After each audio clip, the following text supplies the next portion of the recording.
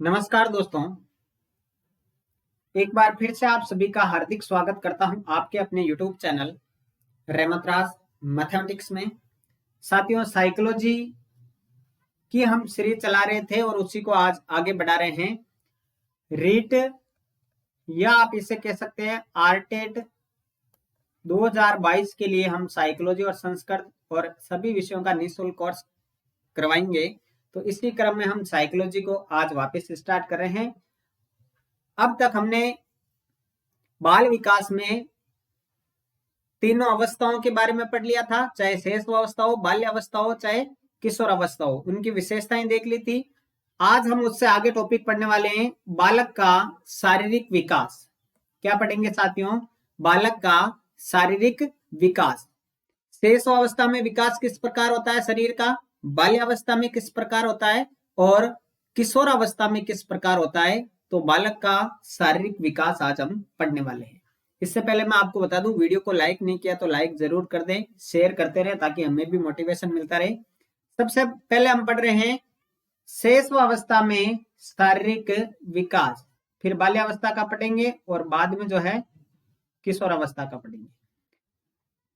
तो शैशवावस्था में शारीरिक विकास। सबसे पहले मैं भार की बात करूं तो औसत भार जो है वो लगभग होता है 3.6 किलोग्राम। शैशवावस्था में औसत भार कितना होता है? 6.3 किलोग्राम। ये बालक के जन्म के समय है। बालक के जन्म के समय की बात कर रहा हूं मैं, ध्यान रखना है। बालक के जन्म के समय औसत भार कितना होता है? लगभग 3.6 किलोग्राम। बालक और बालिकाओं के अलग अलग बात करें तो बालक का जन्म के समय 7.15 पौंड या 3.6 किलोग्राम। अब ऑप्शन किस प्रकार आते हैं, पौंड में दिया हुआ है या किलोग्राम में, तो आप उस स्थिति को ध्यान रखेंगे। बालक का जन्म के समय औसत भार होता है 7.15 पौंड या आप इसे कह सकते हैं लगभग 3.6 किलोग्राम। और बालिका की बात करें तो 7.13 पौंड लगभग, और किलोग्राम में बात करें तो 3.4 किलोग्राम जो है औसत भार होता है। देखिए, बालक का वजन जन्म के पहले सप्ताह में घटता है, बाद में पुनः बढ़ने लगता है। यह हमने पहले भी पढ़ा है कि बालक का वजन जो है जन्म के पहले सप्ताह में घटता है लेकिन बाद में पुनः बढ़ने लगता है। क्यों?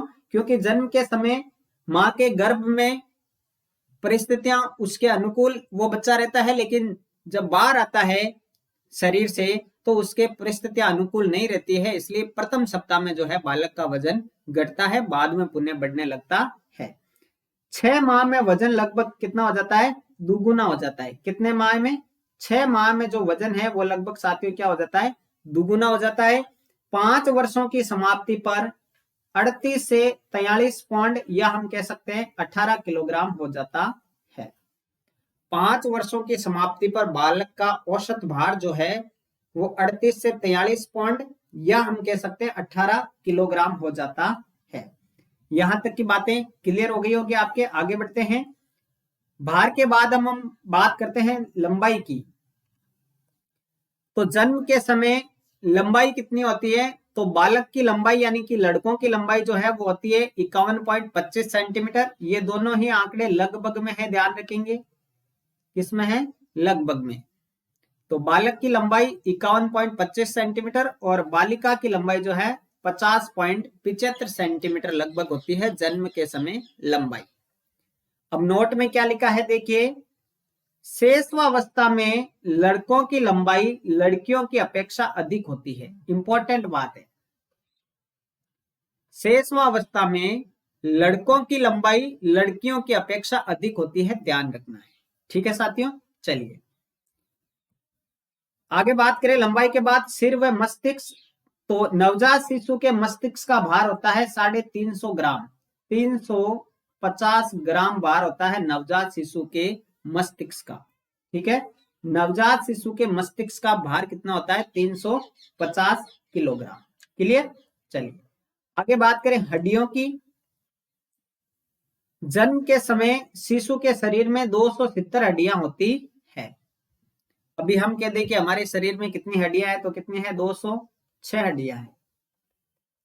लेकिन जन्म के समय शिशु के शरीर में कितनी हड्डियां होती है, 270 हड्डियां होती है। ध्यान रखना है, ये सवाल परीक्षा में फैक्चुअल आंकड़ों के रूप में पूछे जा सकते हैं, सारे के सारे आपको क्लियर याद रखने हैं। ठीक है, तो हमने भार पढ़ लिया, लंबाई पढ़ ली, सिर व मस्तिष्क के बारे में पढ़ लिया है, हड्डियां पढ़ ली है। इसके बाद आगे बढ़ते हैं, शिशु की संवेदी योग्यताएं। शेषवावस्था में कुछ शिशु की संवेदी योग्यताओं के बारे में हमें जानना जरूरी है। सबसे पहले है दृष्टि संवेदना। क्या है, दृष्टि संवेदना। जन्म के लगभग 30 घंटे बाद बालक की नेत्रेंद्रियां काम करने लगती है। जब बालक का जन्म होता है, ध्यान रखना है, बालक का जन्म होता है तब उसको दिखाई नहीं देता है। जब बालक का जन्म होता है तब उसे दिखाई नहीं देता है, लेकिन लगभग 30 घंटे बाद जो है नेत्र की इंद्रियां काम करने लगती है, यानी दृष्टि संवेदना बालक के जन्म के लगभग 30 घंटे बाद उसमें पाई जाती है। क्लियर। आगे है श्रवण संवेदना, यानी सुनने की क्षमता। नवजात शिशु में जन्म के ठीक बाद ही सुन सकते हैं। नवजात शिशु जो है जन्म के ठीक बाद ही सुन सकते हैं, यानी श्रवण संवेदना जन्म के कुछ देर बाद ही उनमें आ जाती है। आगे है घ्राण संवेदना, यानी सूंघने की क्षमता। सूंघने की क्षमता, घ्राण संवेदना का मतलब क्या है, सूंघने की क्षमता। नवजात शिशु में गंध काफी विकसित रहती है, यानी जो सूंघने की या घ्राण संवेदना है वो नवजात शिशु में काफी अधिक विकसित रहती है या काफी अधिक पाई जाती है, यह आपको क्लियर रखना है। ठीक है, आगे बढ़े, चलिए आगे है त्वचा संवेदना। तो त्वचा संवेदना के बारे में पढ़ लेते हैं। त्वचा संवेदना शिशु में जन्म के थोड़ी देर बाद पाई जाती है। तत्पश्चात उसे स्पर्श, दबाव, ताप, गर्म, ठंड आदि महसूस होने लग जाता है। यानी जन्म के कुछ देर बाद में त्वचा संवेदनशील हो जाती है, त्वचा जो है संवेदनाओं को प्रकट करने लग जाती है, यानी कुछ देर बाद उसे स्पर्श करेंगे तो उसे पता चलेगा, दबाव महसूस होना लगेगा जैसे आप शरीर को स्पर्श करेंगे, ताप के बारे में उसको पता चल जाएगा, कितनी गर्मी ठंड सब उसको महसूस होने लगती है जो है जन्म के थोड़ी देर बाद। ठीक है, चलिए ये कुछ बातें हमने पढ़ ली है। अब शेषवावस्था में दांतों का विकास किस प्रकार से होता है वो अब हम पढ़ने वाले हैं, तो ध्यान से समझिएगा। शिशु में दांत बनने की प्रक्रिया गर्भावस्था में ही प्रारंभ हो जाती है। ध्यान रखो कि गर्भावस्था में हमने साथियों, आपने पिछला वीडियो नहीं देखा है तो देख लें, 3 अवस्थाएं पढ़ी थी। गर्भावस्था की 3 अवस्थाएं पढ़ी थी, उसमें जो बीच की अवस्था थी मेसोडर्म, उसमें ये सारे दांत बनने की प्रक्रिया वगैरह वहां से स्टार्ट हो रही थी। तो शिशु में दांत बनने की जो प्रक्रिया है वो गर्भावस्था में शुरू हो जाती है, लेकिन जन्म के साथ शिशु के दांत नहीं होते हैं। जन्म के समय जो है शिशु के दांत नहीं होते हैं, लेकिन आपसे पूछ लिया जाए कि शिशु में दांत बनने की प्रक्रिया शुरू होती है, ऑप्शन दे दिया शेषवावस्था, बाल्यावस्था, किशोरावस्था, तो शेषवावस्था नहीं करना है, क्या करना है, गर्भावस्था करना है। क्यों? क्योंकि शिशु में दांत बनने की प्रक्रिया तो गर्भावस्था में शुरू हो जाती है, लेकिन जन्म के समय शिशु के दांत नहीं होते हैं। अब दांत कब आते हैं वो भी देख लेते हैं। तो देखिए 5 से 6 माह बाद दांत निकलना प्रारंभ होते हैं। जन्म के 5 से 6 माह बाद, ठीक है, दांत निकलना प्रारंभ होते हैं। 1 वर्ष में दांतों की संख्या हो जाती है 8। और अब ये जो दांत निकल रहे हैं ये कौन से दांत है, अस्थायी दांत है। ये दांत जो निकल रहे हैं ये कौन से है, अस्थायी दांत है। 2 प्रकार के दांत होते हैं आपको पता है, एक होता है स्थायी दांत और एक होता है अस्थायी दांत। ठीक है, अस्थायी दांतों की संख्या कितनी होती है, 20। अभी आगे आ जाएगा। स्थायी दांतों की संख्या कितनी होती है, 28। पहले अस्थायी दांत निकलते हैं, वो पढ़ने के बाद स्थायी दांत आते हैं जिनकी संख्या 28 होती है। तो 1 वर्ष में अस्थायी दांत कितने हो गए, 8, और 4 वर्ष तक सभी अस्थायी दांत निकल जाते हैं। लगभग संख्या कितनी होती है, 20 होती है।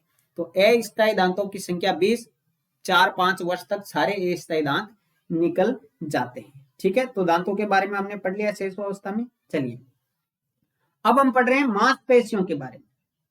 किसके बारे में पढ़ रहे हैं साथियों? मांसपेशियों के बारे में। तो मांसपेशियों के बारे में देखो, जन्म के समय इनका भार शरीर का 23% होता है। ये सवाल भी परीक्षा में यूपी टेट वगैरह में इस प्रकार के सवाल बहुत सारे देखे जा चुके हैं, तो ध्यान रखना है। रेट 2022 में भी आपको देखने को मिल सकते हैं। जन्म के समय मांसपेशियों का भार शरीर के भार का 23% होता है, ये ध्यान रखना है। बाल्यावस्था का भी ध्यान रखना है, किशोरावस्था का। अभी शेष अवस्था के बारे में पढ़ रहे हैं तो 23% होता है। अब हम पढ़ रहे हैं हृदय की धड़कन। तो प्रथम माह में हृदय की धड़कन होती है 140 प्रति मिनट। ठीक है, अभी अपना हृदय जो है 1 मिनट में कितनी बार? 72 बार धड़कता है। लेकिन नवजात शिशु में हृदय की धड़कन कितनी पाई जाती है? 140 प्रति मिनट पाई जाती है। कितनी पाई जाती है? 140 प्रति मिनट, यानी 1 मिनट में 140 बार हृदय धड़कता है नवजात शिशु का। 6 वर्षों में ये घट करके 100 प्रति मिनट हो जाता है। यह आंकड़ा घट करके 6 वर्षों में जो है बालक के हृदय की धड़कन जो है 100 प्रति मिनट हो जाती है। तो ये हृदय की धड़कन के बारे में पढ़ा। अब हम शिशु की कुछ प्रतिवर्त क्रियाएं हैं जो कि एग्जाम की दृष्टि से मोस्ट इंपॉर्टेंट है, ध्यान रखना है। यहां से सवाल पूछे जा चुके हैं, बहुत ज्यादा इंपॉर्टेंट है। पहली है साथियों मोरो अवस्था। पहली कौन सी है? मोरो अवस्था। तो देखिए, नवजात शिशु के आगे कोई भी वस्तु लाने पर वह हाथ पैरों से उस वस्तु को पकड़ने की कोशिश करता है। इस क्रिया को मोरो कहते हैं और ये परिभाषा एनसीईआरटी मनोविज्ञान की क्लास 11th की पुस्तक में आपको मिल जाएगी। ठीक है, एनसीईआरटी की क्लास 11th की जो पुस्तक है मनोविज्ञान की, साइकोलॉजी की, ये उसमें आपको मिल जाएगी। मोरो अवस्था क्या होती है कि नवजात शिशु के आगे कोई भी वस्तु लाने पर वह अपने हाथ पैरों से उस वस्तु को पकड़ने की कोशिश करता है। इसे मोरो कहा जाता है। आप ऐसे समझ लें कि कोई भी वस्तु, ट्रिक कैसे बनाएंगे, कोई भी वस्तु उसके पास ले जाएंगे तो वो, जैसे मारवाड़ी में कहते हैं ना, मारो है, तो ये वस्तु मारी है तो मोरो, ध्यान रख जाएगा। चलिए दूसरी अवस्था जो है वह है रूटिंग अवस्था। कौन सी है? रूटिंग अवस्था। नवजात शिशु के गाल को छूने पर वह अपना मुंह खोलता है तथा सिर को घुमाता है। इस क्रिया को रूटिंग कहते हैं। देखिए याद कैसे रखेंगे, बालक के गाल को छूने पर, बालक के गाल को छूने पर रूट जाता है। बालक के गाल को छूने पर रूट जाता है तो रूटिंग हो गया। नवजात शिशु के गाल को छूने पर वह अपना मुंह खोलता है तथा सिर को घुमाता है। इस क्रिया को क्या कहते हैं? रूटिंग कहा जाता है। चलिए नेक्स्ट, अगली है बेबिंस की अवस्था। इंपॉर्टेंट है, परीक्षा में पूछी गई है। यदि बच्चे के पैर के तलवे को ठोका जाता है तो पैर की अंगुलियां ऊपर की ओर आ जाती है। इस क्रिया को बेबिंस की कहते हैं। आपके घर में कोई भी छोटा बच्चा है तो आप उस पर ये सारी अवस्थाएं भी देख सकते हैं, बिल्कुल सच बात है। यदि बच्चे के पैर के तलवे को ठोका जाता है तो पैर की अंगुलियां ऊपर की ओर आ जाती है। इस क्रिया को बेबिंस की कहा जाता है। तो याद कैसे रखेंगे? पैर के तलवे को ठोका जाता है, किसके? बेबी के पैर के तलवे को ठोकना। ठीक है, बेबी के पैर के तलवे को ठोकना, तो बेबिंस की अवस्था, पैर के तलवे को ठोका जाता है। क्लियर? तो ये सारी की सारी जो हमने पढ़ी है वो प्रतिवर्त क्रियाएं पढ़ी है। शिशु की प्रतिवर्त क्रियाएं, उसमें मोरो अवस्था, रूटिंग अवस्था, बेबिंस की अवस्था, ये सारी पढ़ी। एक और है जिसका नाम है बिल्किंग। चौथी अवस्था का क्या नाम है? बिल्किंग। तेज प्रकाश होने पर बच्चा आंखें बंद कर लेता है, इसे बिल्किंग कहते हैं। जैसे आप ऐसे समझते हैं, बिल्किंग का मतलब बिल से ले लीजिए। बिल होता है ना, जैसे चूहा होता है वो बिल में रहता है। ठीक है, उसी प्रकार जब तेज प्रकाश होगा तब बालक बिल में छुप जाएगा। ठीक है, तेज प्रकाश होगा तो बालक बिल में छुप जाएगा, तो बिल्किंग से इसे रिलेट कर लीजिए। तेज प्रकाश होने पर बच्चा आंखें बंद कर लेता है, इसे क्या कहते हैं? बिल्किंग कहा जाता है। क्लियर? तो ये शेषवा अवस्था का हमने शारीरिक विकास कंप्लीट कर लिया है। अब हम पढ़ने जा रहे हैं बाल्यावस्था में शारीरिक विकास। ये सारी की सारी चीजें बाल्यावस्था में भी हम पढ़ेंगे। बाल्यावस्था में शारीरिक विकास, सबसे पहले वही वजन की बात करेंगे। तो बाल्यावस्था में वजन जो है वह 36 से 43 किलोग्राम के मध्य रहता है। बाल्यावस्था में बालक और बालिकाओं का वजन जो है वो ज्यादा नहीं बढ़ता है, ध्यान रखना। बाल्यावस्था में बहुत कम शारीरिक विकास होता है, तो 36 से 43 किलोग्राम के मध्य ये वजन रहता है। लंबाई की बात करें तो बाल्यावस्था में लंबाई मात्र 2 से 3 इंच बढ़ती है। अभी मैंने कहा था शरीर का इतना विकास नहीं होता है बाल्यावस्था में, ज्यादा शेष अवस्था और किशोर अवस्था में होता है। तो बाल्यावस्था में लंबाई मात्र जो है 2 से 3 इंच तक ही बढ़ती है। बाल्यावस्था के अंत में लंबाई कितनी हो जाती है? तो 106 सेंटीमीटर यानी लगभग 42 इंच लंबाई हो जाती है। तो ये इंपॉर्टेंट है, ध्यान रखना है। बाल्यावस्था में लंबाई बढ़ती है मात्र 2 से 3 इंच, मात्र 2 से 3 इंच, ये ध्यान आपको रखना है, ठीक है। तो लंबाई की बात हो गई। अब हम पढ़ लेते हैं सिर व मस्तिष्क का विकास बाल्यावस्था में किस प्रकार होता है। तो बालक के मस्तिष्क का विकास 5-6 वर्ष तक 90% हो जाता है। अब देखिए शेष अवस्था की बात करें तो 0 से 5 या 6 वर्ष हो गई। अब बाल्यावस्था आ गई है, तो 5-6 वर्ष में जो बालक के मस्तिष्क का विकास है वो 90% तक हो जाता है। कितना हो जाता है? 90% तक बालक का मस्तिष्क जो है वो विकसित हो जाता है, ध्यान रखना। 12 वर्ष तक शिशु के मस्तिष्क का भार 1260 ग्राम हो जाता है, क्योंकि बाल्यावस्था 12 वर्ष या 13 वर्ष तक चलती है। 13 वर्ष से किशोर अवस्था आ जाती है, तो 6 से 12, तो 12 वर्ष तक बाल्यावस्था समाप्त होने तक बालक का जो मस्तिष्क है वो कितना विकसित हो जाता है? 90%, यानी 1260 ग्राम उसका भार हो जाता है मस्तिष्क का। चलिए अब बाल्यावस्था में दांतों की बात कर लेते हैं। तो 5 से 6 वर्ष में दूध के दांत गिरने लगते हैं, जो हमने अस्थायी दांत जिसे नाम दिया था अभी। कौन से दांत? अस्थायी दांत, जो शेष अवस्था में निकले थे 4-5 वर्ष में। दांतों की संख्या कितनी थी? 20। दांतों की संख्या कितनी थी? 20 दांत थे, जो कि अब 5-6 वर्ष की आयु में गिरने लगते हैं और स्थायी दांत आना प्रारंभ हो जाते हैं। ध्यान रखना है, बाल्यावस्था में स्थायी दांत निकलना प्रारंभ हो जाते हैं और 8 वर्ष की आयु में 12 स्थायी दांत, 10 वर्ष की आयु में 15 स्थायी दांत और 12 से 13 वर्ष की आयु में 27 से 28 स्थायी दांत निकल जाते हैं बालक के, ठीक है। तो दांतों की बात हमने कर ली। 5-6 वर्ष में दूध के दांत या स्थायी दांत गिरने लग जाएंगे, स्थायी दांत आना प्रारंभ हो जाएंगे। 8 वर्ष में 12, 10 वर्ष में 15 और 12-13 वर्ष में, यानी बाल्यावस्था जब खत्म होगी तब 27-28 दांत स्थायी दांत निकल आएंगे। चलिए हृदय की बात करें तो 1 मिनट में 72 बार धड़कता है। 1 मिनट में कितना हो गया? 72 बार। मांसपेशियों की बात करें तो बाल्यावस्था में मांसपेशियों का भार शरीर का 27 से 30%। याद करो शेष अवस्था में कितना था? शेष अवस्था में 23% था मात्र, और अब कितना हो गया है?